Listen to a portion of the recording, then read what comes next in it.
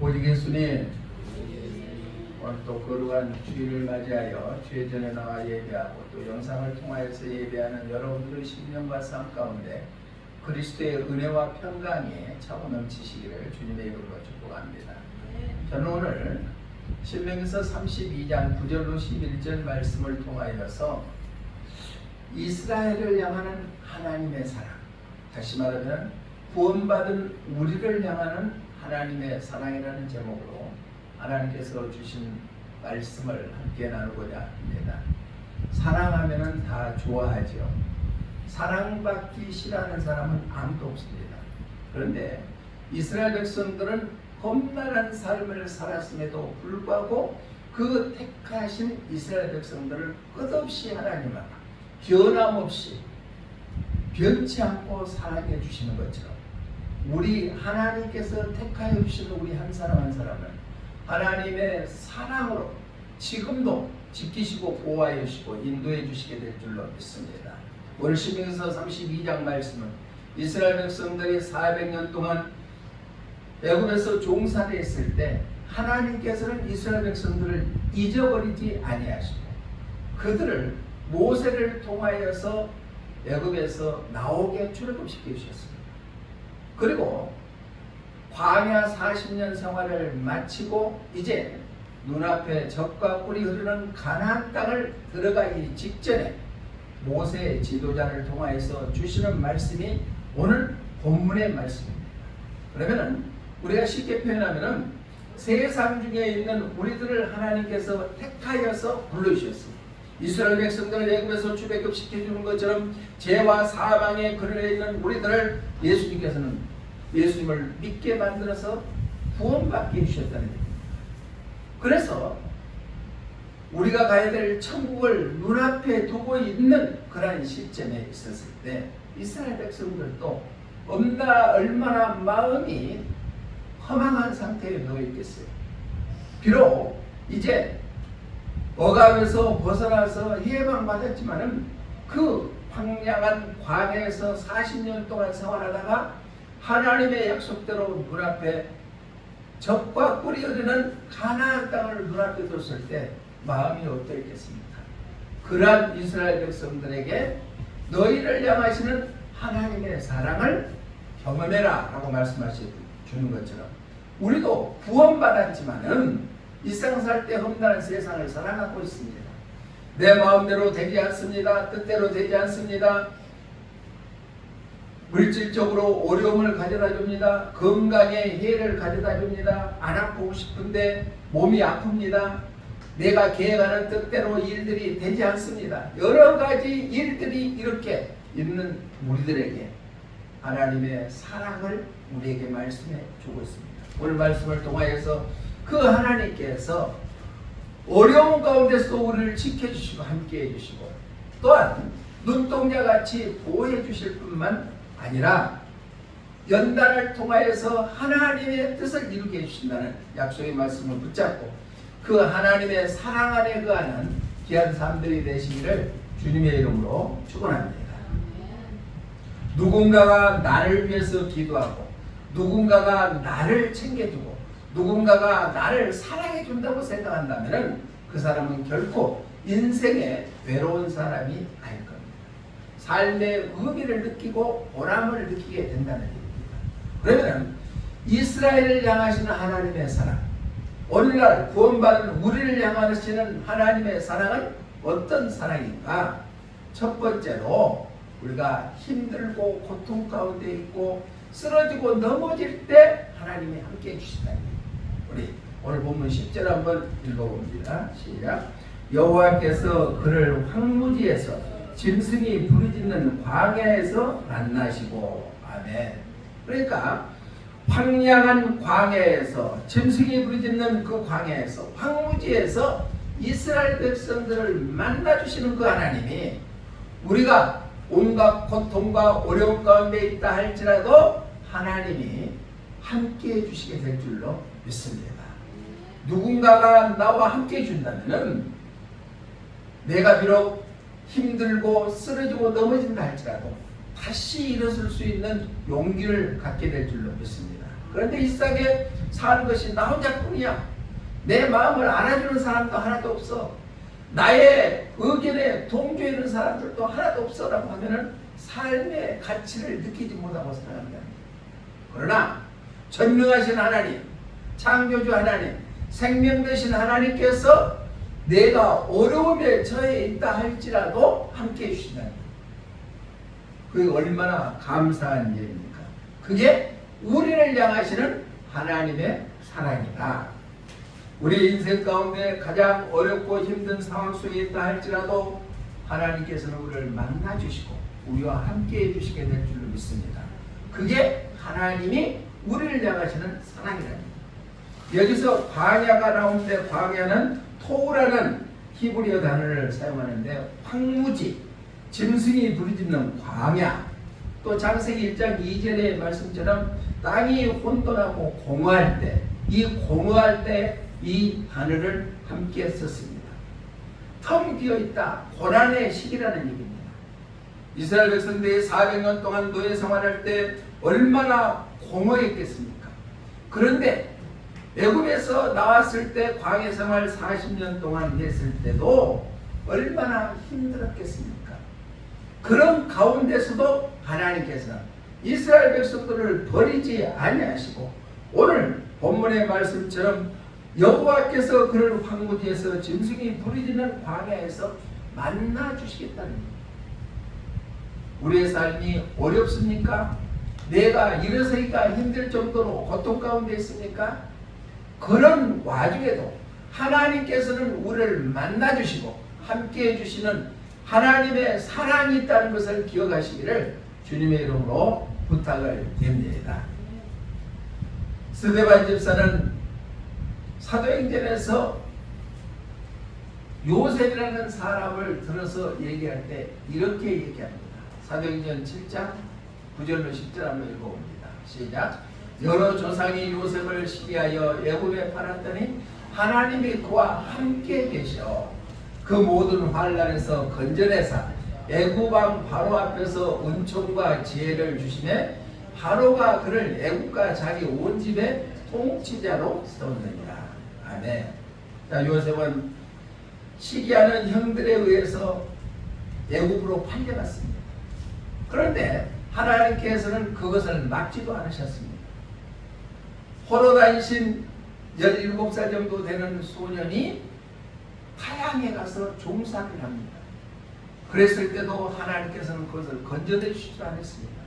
예만 소리를 들어서 감옥에 갔을 때도 해결해 주시지 않았습니다. 그런데 그 어려운 상황 속에서도 요셉에게 하나님께서 어떻게 해주셨다고요? 함께 하셨다는 거예요. 우리가 어떤 난관에 부딪히다 할지라도 살아계신 하나님께서 우리와 함께 해주신다면 능히 하나님의 사랑으로 이겨나가는 삶이 되게 될 줄로 믿습니다.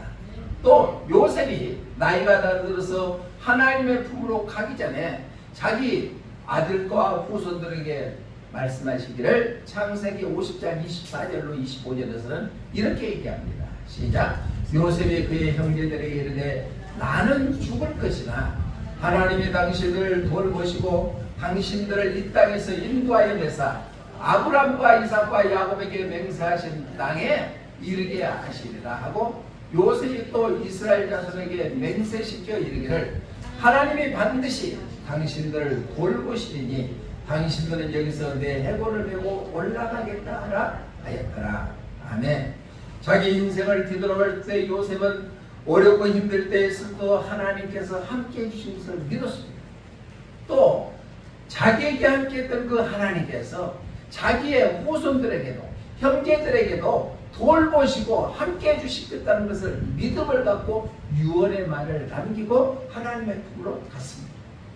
사랑하는 성도 여러분, 하나님은 지금도 살아계셔서 우리와 함께 해주시게 될 줄로 믿습니다. 그 사랑 안에 거하시기를 바랍니다. 힘들 때마다 고달플 때다 하나님은 외면하지 아니하시고 우리와 함께 해주시고 계시다는 얘기입니다. 찬송가 300장 3절 가사에 보면 이런 가사가 있습니다. 시작. 번민이 가득하고 눈물이 흐를 때 주 나의 곁에 오사 유로해 주시네. 아멘. 우리가 애롭고 힘들 때, 슬픔에 잠겨 있을 때, 눈물을 흘릴 때 하나님께서는 우리를 외면하지 아니하시고 우리에게 찾아가 주셔서 유래해 주시게 될 줄로 믿습니다. 그게 하나님이 우리를 향하시는 사랑이라는 겁니다. 하나님은 눈에 보이시지 않지만은 내가 어디로 가든지 무엇을 하든지 하나님께서는 나와 함께 해주시고 계신다는 사실을 우리는 기억해서 그 하나님의 사랑 안에 거하시기를 주님의 이름으로 부탁을 드립니다. 어떤 사람이 꿈을 꾸었습니다. 혼자 해변을 걷는데 이렇게 뒤돌아보니까 발자국이 두 쌍의 발자국이 다 남겨져 있습니다. 하나는 너무나 힘들고 고달프고 자기가 그렇게 포기하고 싶었을 때 뒤돌아보니까 하나님 발자국 하나하고 자기 발자국이 하나 있습니다. 그러는데 어느 날 인생을 살다 보니까 잘 될 때도 있고 어려울 때도 있었지만 더 고통스러워서 인생을 완전히 그냥 놔버리고 싶은 생각이 들어서 해변가를 일하고 걸고 있는데 뒤돌아보니까 그때는 발자국이 한 쌍밖에 보이지 않습니다. 그때 이 사람이 하나님한테 물었습니다. 하나님, 내가 모든 것을 놔버리고 싶을 때 왜 하나님께서는 나와 함께 하시지 아니하고 나를 버려두셨습니까? 라고 하니까 하나님께서 아니다. 너가 나를 찬양하고 예배하고 나한테 헌신하고 순종하고 그럴 때만 내가 너와 함께하는 것이 아니라 너가 억눌리지 못하고 이겨나가지 못하는 절망 가운데 있을 때 더더욱 너와 함께하마. 너가 시기적으로 어려울 그 당시에는 발자국이 하나 있는 것은 네 발자국이 아니라 내 발자국이다. 너를 내가 안고 업고 걸어갔기 때문이다 라고 하나님이 말씀해 주셨어요. 하나님은 어떤 상황에서도 우리를 결코 버리지 아니하십니다. 버리지 않으십니다. 떠나지도 아니하십니다. 우리가 힘들고 더 고통 가운데 있을 때 하나님께서는 그때 이스라엘 백성들에게 함께 해주시는 광야에서 함께 해주신 하나님이 우리와 함께 해주시는 그 사랑을 깨닫고 승리하는 삶이 되시기를 주님의 이름으로 축복합니다. 하나님께서 우리를 향하시는 사랑, 첫 번째는 광야 가운데 있었을 때도 하나님이 만나주시는 것처럼 우리가 힘들고 어려울 때 하나님께서는 결코 떠나지 아니하고 우리와 철두철미하게 함께 해주시게 된 줄로 믿습니다. 그 하나님의 사랑 안에 거하시기를 주님의 이름으로 축복합니다. 두 번째로 하나님이 우리를 향하시는 사랑은 어떤 것이냐? 바로 우리가 우리를 눈동자같이 지켜주신다는 얘기입니다. 눈동자는 있죠. 우리의 신체 중에서 가장 예민하죠. 티끌 하나만 들어와도 아주 불편합니다. 그래서 속히 빼내려고 합니다. 누가 지나가는 사람이 손을 이렇게만 해도 본능적으로 바로 피하는 것이 눈동자입니다. 그런데 하나님께서는 자기 눈동자같이 지켜주시겠어요. 우리 10절 하반절 한번 읽어봅니다. 호위하시며 보호하시며 자기의 눈동자같이 지키셨도다. 아멘. 누구를? 하나님이 택한 이스라엘 백성들을, 오늘날 우리를 택하신 하나님, 구원받은 하나님의 자녀들은 하나님의 눈동자같이 지켜주시겠다는 얘기입니다. 그런데 왜 염려하십니까? 왜 걱정하십니까? 왜 낭망하고 살아가고 있습니까? 그 하나님의 사랑 안에 거한다면 살아계신 하나님께서 사랑을 베풀으시고 하나님의 눈동자같이 지켜주시게 될 줄로 믿습니다. 어떤 위협이나 어떤 고난이나 어떤 상황이 되었더라도 하나님께서는 결코 우리를 버리지 아니하시고 하나님의 눈동자같이 지켜주시다는 약속의 말씀을 믿고 이겨나가시기를 주님의 이름으로 부탁을 드립니다. 여기서 지키셨다, 눈동자같이 지키셨다라는 단어는 나차르라는 히브리어를 쓰고 있는데 예민, 티끌, 손가락, 본능, 즉각이라는 의미를 나타내고 있습니다. 우리의 생명을 하나님의 눈동자같이 지켜주시고 완벽하시다, 보호해 주신다, 인도해 주신다, 철저히 지켜주시게 될 줄로 믿습니다. 자기 백성을 눈동자같이 지켜주신다고 스가랴 선지자는 스가랴서 2장 8절에서 이렇게 얘기합니다. 시작. 만군의 여호와께서 영광을 위하여 나를 너희를 노래한 여러 나라로 보내셨나니 너희를 범하는 자는 그의 눈동자를 범하는 것이 아멘. 그러니까 만군의 여호와께서는 이스라엘 백성들을 해치게 하는 자들은 하나님의 눈동자를 해치는 자같이 여겨주시고 지켜주시고 보호해주시겠다는 약속의 말씀입니다. 사랑하는 성도 여러분, 고통 가운데 있다 할지라도 하나님께서는 사랑을 베풀어 주셔서 눈동자같이 지키시고 철저하게 보호해 주시게 될 줄로 믿습니다. 우리 인생을 살아갈 때 그렇지 않습니까? 내가 어떤 아주 큰 사고를 당해서 보호해 주실 때만 살아계신 하나님을 경험한 것 아닙니다. 아무 일 없이 하루를 보내고 일상생활할 수 있다는 것이 기적인 줄로 믿습니다. 많은 사람들이 내가 사고를 당하고 큰 질병에 걸렸을 때 하나님께서 치료해 주실 때 그것만 하나님의 은혜라고 착각하고 그것만이 하나님의 사랑으로 착각하고 있는데 우리가 별일 없이 하루를 일상생활하고 있다는 것이 기적 중에 기적인 줄로 믿습니다.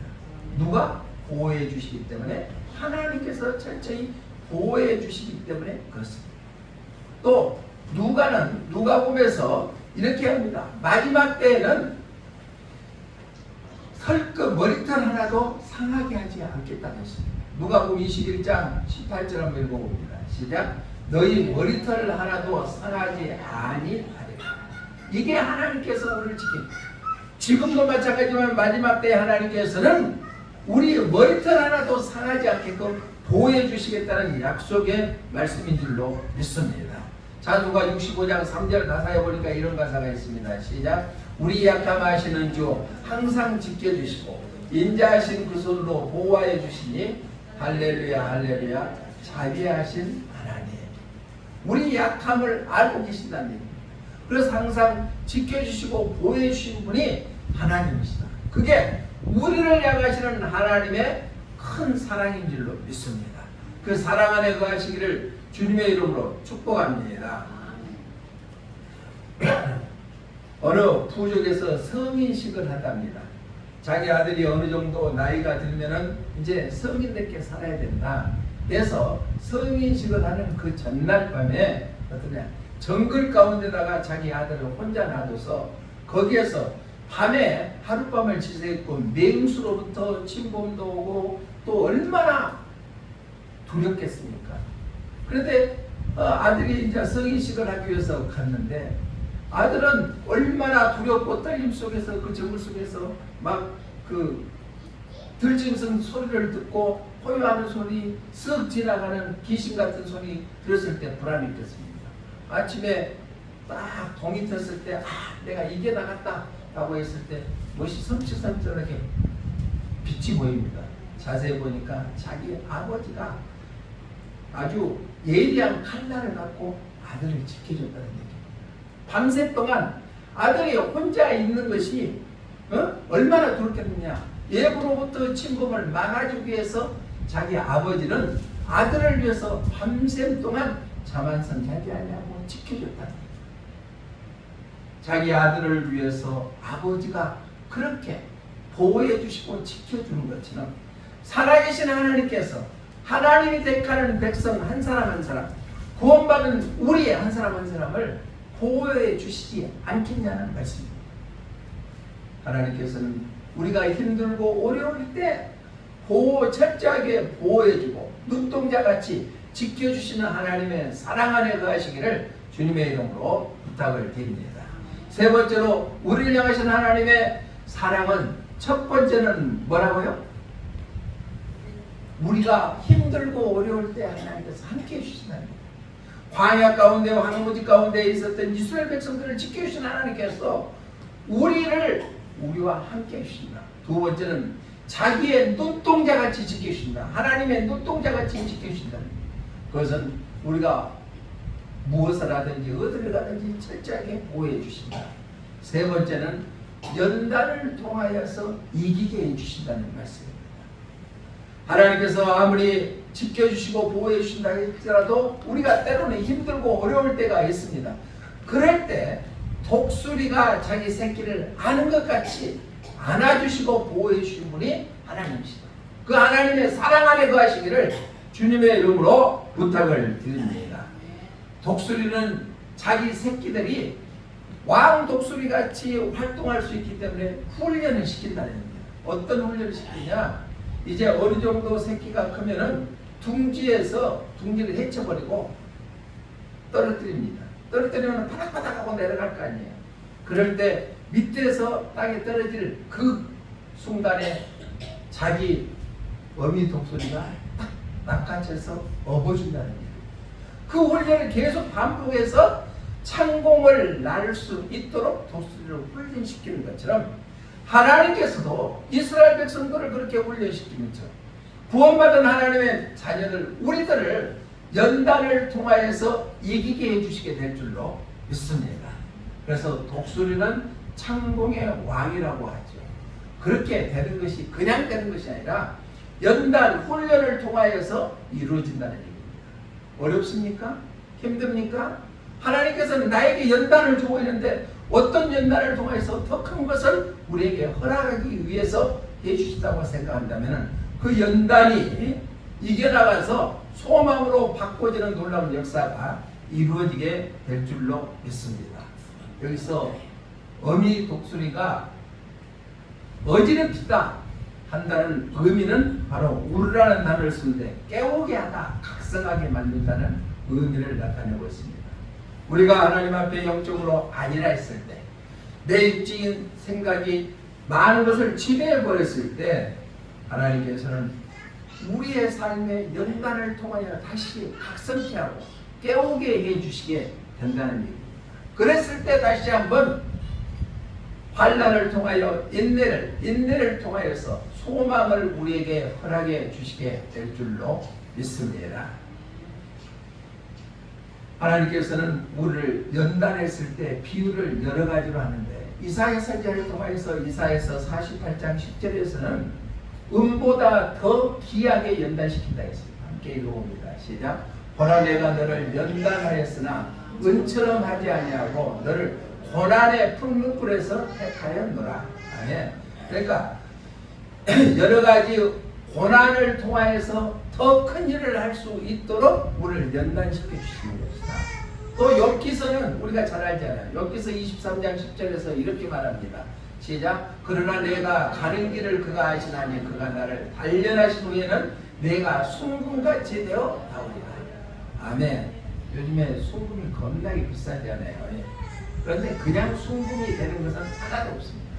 계속해서 단련을 시키기 때문에 그 순금이 나오는 겁니다. 그러니까 하나님께서는 택하는 이스라엘 백성들을 구원시켜주시는 우리들 한 사람 한 사람을 통하여 연단을 통하여서 순금같이 되게 해주시게 될 줄로 믿습니다. 사도 바울은 로마서 교회에게 보내는 서신서에서 로마서 5장 3절로 5절 말씀에서 이렇게 말씀합니다. 시작. 다만 이뿐 아니라 우리가 환난 중에도 즐거워하나니 이는 환난은 인내를, 인내는 연단을, 연단은 소망을 이루는 줄 알미로다. 소망이 우리를 부끄럽게 하지 아니하면 우리에게 주신 성령으로 말미암아 하나님의 사랑이 우리 마음에 부은 바 됨이니. 아멘. 지금 내가 생각하는 것보다도 잘 풀리지 아니하고 힘들고 고난 가운데 있다면 하나님께서 나를 영적으로 더 깨우기 위하여 각성시키기 위해서 어떤 연단을 주고 계시지 않는가. 다시 한번 우리의 자신을 주님 앞에 내려다볼 수 있는 귀한 계기가 되어서 하나님께서는 우리가 연단을 통하여서 소망을 이룰 수 있도록 해주시는 그 하나님의 사랑을 우리가 알고 어떤 연단 가운데서도 넉넉히 이겨 승리하는 그리스도인의 삶이 되시기를 주님의 이름으로 축복합니다. 말씀을 정리합니다. 이스라엘 백성들이 애굽에서 나와서 광야 생활을 마치고 적과 꿀이 흐르는 가나안 땅을 앞두고 모세 지도자에게 주시는 말씀이 오늘 신명기서 32장 말씀이거든요. 그러면 하나님께서 이스라엘 향하시는 그 하나님의 크신 사랑은 어떤 사랑이었느냐? 바로 광야에서 하나님이 만나주셨다. 오늘 우리도 마찬가지입니다. 우리가 힘든 상황 속에 있을 때 하나님께서 우리와 함께 해주시다. 두 번째는 어떠한 상황에서도 하나님께서 눈동자같이 지키시는 것처럼 철저히 보호해 주셔서 오늘을 사는 주인공 되게 해주신 줄로 믿습니다. 마지막 세 번째는 독수리가 새끼를 받는 것처럼 우리가 강하게 연단함으로 말미암아 순금같이 쓰임받을 수 있는 그러한 삶을 살아갈 수 있도록 우리가 강하게 연단해 주신다는 것을 기억해서 그 하나님의 사랑 안에서 무더위도 이기시고 또한 우리가 환경도 이기시고 또 어려움도 이겨 승리하는 주인공들이 다 되시기를 주님의 이름으로 축복합니다. 기도하겠습니다. 사랑의 하나님 아버지 감사합니다. 하나님께서 택하신 이스라엘 백성들을 사랑하여 주시는 것처럼 구원받은 우리 한 사람 한 사람도 하나님께서 사랑하여 주신 줄로 믿습니다. 그 하나님의 사랑은 우리가 힘들고 어려울 때도 함께하여 주시고 또한 어디를 가든지 무엇을 하든지 철저히 보호하여 주실 뿐만 아니라 연단을 통하여서 우리에게 소망을 허락하여 주신 줄로 믿습니다. 그 믿음으로 하나님의 사랑 안에 거하게 하여 주시고 하나님의 사랑을 날마다 깨닫고 살아가는 저희들 되게 하여 주시옵소서.